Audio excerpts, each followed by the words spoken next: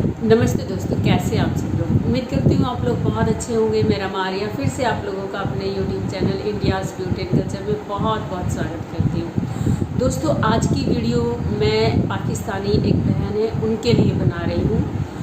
उन्होंने मुझे अपनी समस्याएँ बताई। जब मैंने वो काउंट की तो 15-16 बीमारियाँ थी। उनका शरीर इतनी सारी बीमारियों से घिरा हुआ है। जब वो काफ़ी छोटी थी उस समय उनको फिट्स आए। घर में कोई समस्या थी, उनका वो बहुत ज़्यादा स्ट्रेस ले गई, उससे उनको फिट्स हुए। फिर उनकी शादी हुई तो शादी हुए भी 27 साल हो गए हैं उनको नींद नहीं आती है 27 सालों से। उनके सर में दर्द बना रहता है, उनके गॉल ब्लैडर में पथरी है, उनके चाइयाँ आ गई हैं, उनकी नज़र बहुत कमज़ोर है, उनका वज़न काफ़ी कम है, 40 किलो आ चुका है। उनको अभी मैंने लिखी हुई है सारी समस्याएं, मैं भूल गई हूँ बताते। अच्छा, नींद नहीं आना, गॉल ब्लैडर में पथरी, सर दर्द, बाजू फ्रोजन और उनकी आईसाइट बहुत कमज़ोर है। उनको बहुत सीवियर हेयर फॉल हो रहा है और आंखें बहुत कमज़ोर है। उनकी मेमोरी बहुत ख़राब है, स्टमक की प्रॉब्लम है और झाइयाँ आ गई है, कान में इन्फेक्शन है, एक बाजू की जो फिंगर है वो मुड़ी हुई है, थोड़ा उसमें अभी आराम आया है। और इसी के साथ ही साथ चेहरे पे डिस्कलरेशन है, उनका चेहरा अनइवन टोन का है और उनके हाथ पैरों के तलवे जलते रहते हैं, जलन रहती है उनमें, ऐसे हीट निकलती है, ऐसा फील होता है जैसे उनको फीवर हो। कोई इंसान इतना ज़्यादा बीमार हो, लगातार वो डॉक्टरों के ही जाया जा रहा है और डॉक्टर पे डॉक्टर बदल रहा है। डॉक्टर भी एक टाइम पे हाथ खड़े कर देते हैं कि जी हमारे बस की इलाज नहीं है इनका, आप किसी दूसरी जगह पे चले जाइए। ज़्यादातर लोग पहले एलोपैथी ट्राई करते हैं, उसके बाद वो देसी नुस्खों वगैरह पे, आयुर्वेद पे आते हैं और तीसरा बचता है होम्योपैथी। इन्होंने सब कर लिया है। तो जब इनकी मुझसे बात हुई तो मैंने इनको कहा कि आपने अपने शरीर के रोग गिना दिए, लेकिन मैं आपको बताती हूँ आपका मन बीमार है। जब आपका मन बीमार है तो आपका तन ठीक रह ही नहीं सकता। जो तन की बीमारी होती है वो इतना नहीं चलती। 27 साल से कोई शारीरिक समस्या और वो चले जा रही है। 27 साल मायने रखते हैं। मैं इनको जब डिस्कस कर रही थी, इनसे मैंने यही कहा कि आपको अपने मन का इलाज करना है। तो मन के इलाज के साथ साथ मैं शरीर का इलाज भी इनको बताऊंगी, क्योंकि अगर बहुत सारी हमारे तकलीफ़ रहती हैं, बहुत सारी हम बीमारियों से गुजर रहे हैं, तो मन की तरफ ध्यान नहीं जाता। सबसे पहले तो भाई ये जो गाड़ी है ना, ये जो इतना ज़्यादा शोर कर रही है, इतनी खटखट कर रही है, चल ही नहीं पा रही है, पहले गाड़ी की रिपेयरिंग करो, इसके बाद देखेंगे। तो सबसे पहले तो मैं शरीर की ही समस्याएं कैसे काबू में करें इसके लिए बताऊंगी। तो जो समस्याएं हैं इनके लिए मैं जल्दी से आपको बता देती हूँ क्या करना है। सबसे पहले नुस्खे में एक ही नुस्खा है, नींद भी अच्छी आएगी इससे, सर दर्द में भी आराम आएगा और साथ ही साथ जो कोलेस्ट्रॉल की समस्या है जिसकी वजह से गॉल ब्लैडर में पथरी की समस्या बनी हुई है, उसमें भी इनको आराम आएगा। आपको क्या करना है, सुबह खाली पेट ये नुस्खा लेना है। अब नुस्खा क्या है ये नोट कर लीजिए। 100 ग्राम लीजिए आप तरबूज के बीज, 100 ग्राम ही लीजिए सफ़ेद खसखस, इनको अलग अलग बारीक पीस लीजिए, इनको चूर्ण बना के मिक्स करके रख लीजिए और खाली पेट सुबह आपको एक बड़ा चम्मच इसका लेना है। सादे पानी से इसको उतार लेना है, सादे पानी से इसको लीजिए। ये तो हो गया सर दर्द, नींद ना आना और कोलेस्ट्रॉल वाली समस्या। और साथ ही साथ कोलेस्ट्रॉल के लिए एक बहुत ही ज़रूरी आपको उपाय करना है।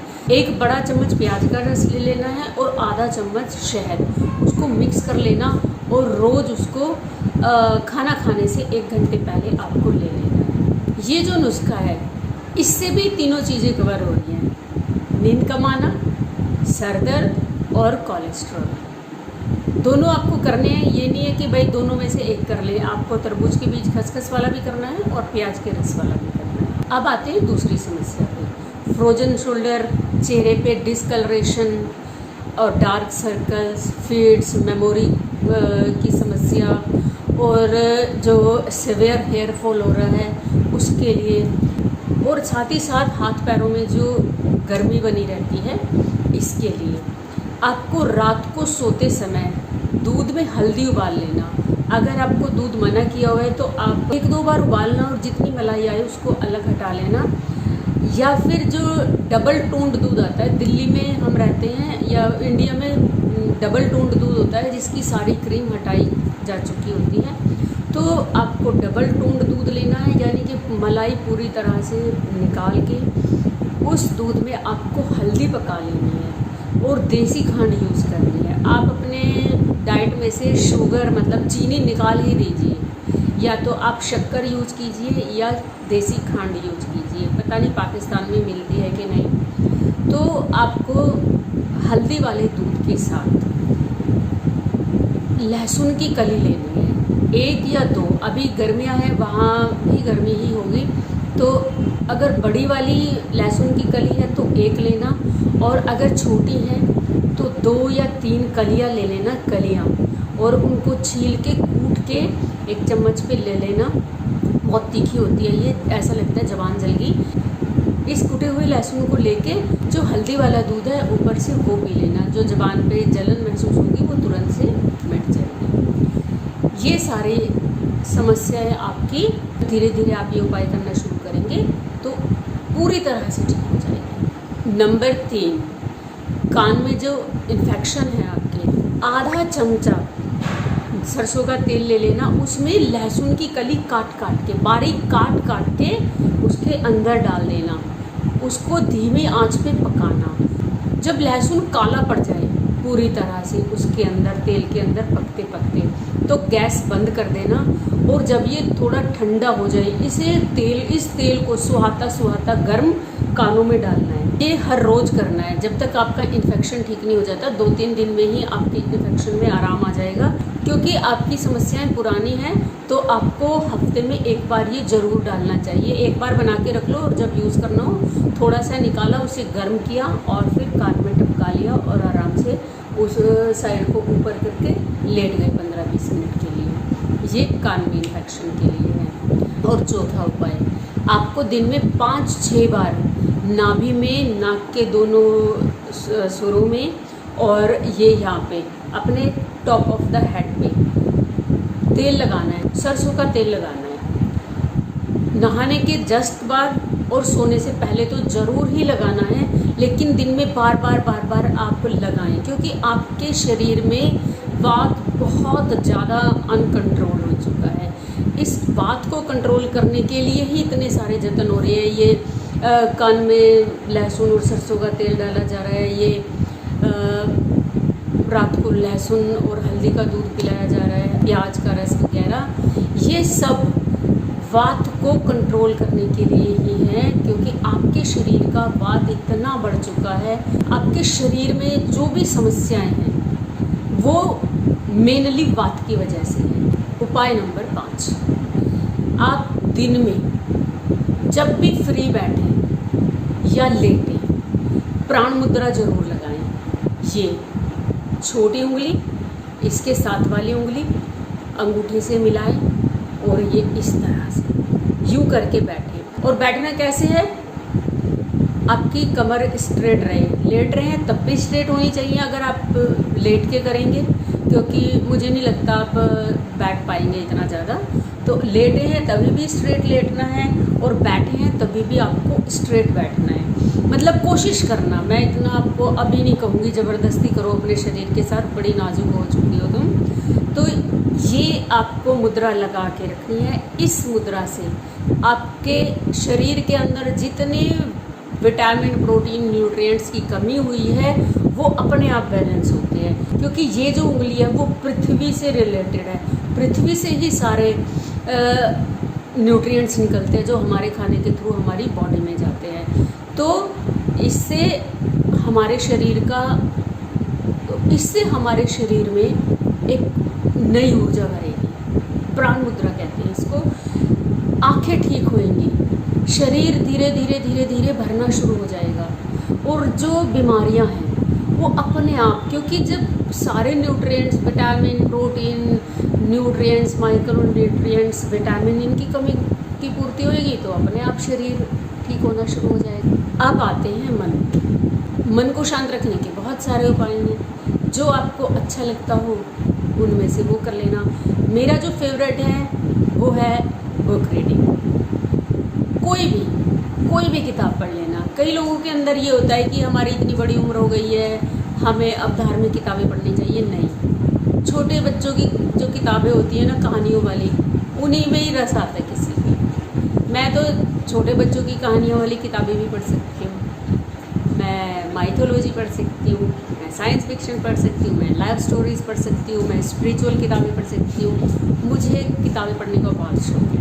तो आपको जो अच्छा लगता हो, जैसी किताबें अच्छी लगती हैं, महापुरुषों की जीवनियाँ, कुछ भी जो आपके, जिस समय हम पढ़ते हैं उस समय एक बहुत प्यारी चीज़ होती है कि हमारा पूरा दिमाग फोकस रहता है, हमारा मन शांत रहता है और हमारी सांसें रिदम में चलनी शुरू हो जाती हैं। तो किताब ज़रूर पढ़ें। जब भी टाइम मिले किताब पढ़ने बैठो, धीरे धीरे डेवलप करो। जैसे मैं टीवी कभी नहीं देखती, मुझे नहीं पता कौन से चैनल आते हैं टीवी में, क्या चल रहा होता है।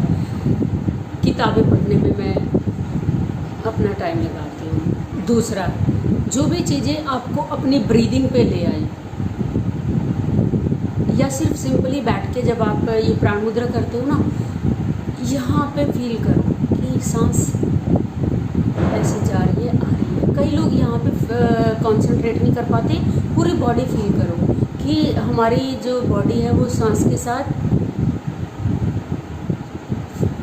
फैल रही है, सिकुड़ रही है, फैल रही है, सिकुड़ रही है। इस तरह से आप अपनी सांसों पे ध्यान देना शुरू कीजिए। और सबसे अच्छी बात मुझे इनकी ये लगी कि इन्होंने बहुत सारे पौधे लगाए हुए हैं। जो पौधे होते हैं ना, वो सब सुनते हैं, पौधे सब महसूस करते हैं। पौधों से बातें करो।